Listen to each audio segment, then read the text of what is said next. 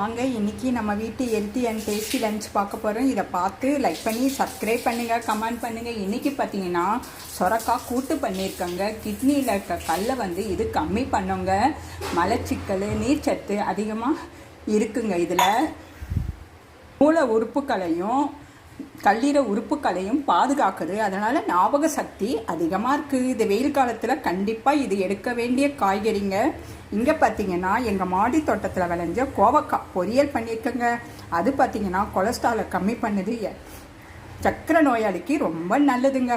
இது பார்த்தீங்கன்னா ஆள்வழி கிழங்குங்க. இது பார்த்தீங்க உடல் வலி இருக்கிறவங்களுக்கு இது சாப்பிட வேண்டியது.